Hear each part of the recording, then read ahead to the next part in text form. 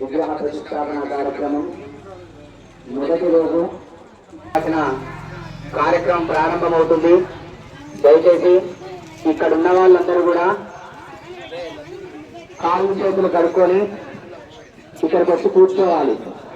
సమయం లేదు, 12:30 దాటిందంటే పూజ మొదలు పెట్టాం కనుక త్వరగా రావాలి. దయచేసి అక్కడ ఉన్న వాళ్ళందరూ కూడా, గ్రామంలో ఉన్నవాళ్ళు, గ్రామ ప్రజలు, పెద్దలు, కులస్తులు, స్వామివారి యొక్క భక్తులు, మగవాళ్ళు పంచాయతీల, ఆడవాళ్ళు సాంప్రదాయ దుస్తులతోటి 10 నిమిషాల్లో అందరూ కూడా దేవాలయం దగ్గరకు చేరుకోవాల్సిందిగా మనవి. పూజా కార్యక్రమం ప్రారంభమవుతుంది.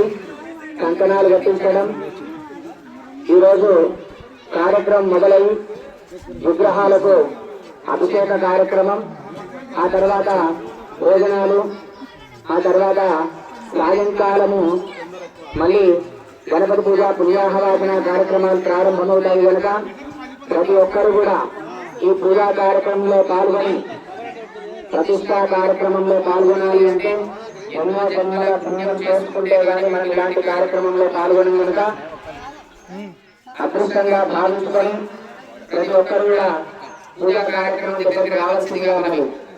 ప్యాంటు చెట్టు ఉంటే పందిరి లోపలికి రాకూడదు, అంజి ఉన్నా లోపలికి రాకూడదు, బయట నుంచి చూడాలి, చెట్టు కింద ఉండాలి.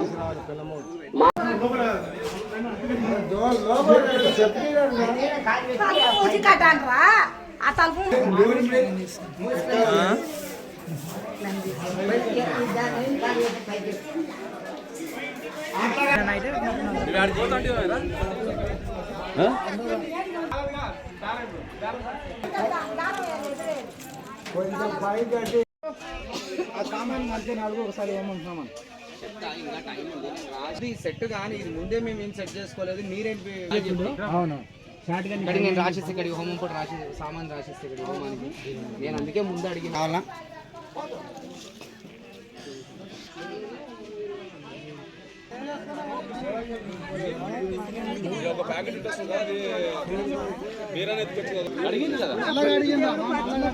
అడిగిన రామా మొన్న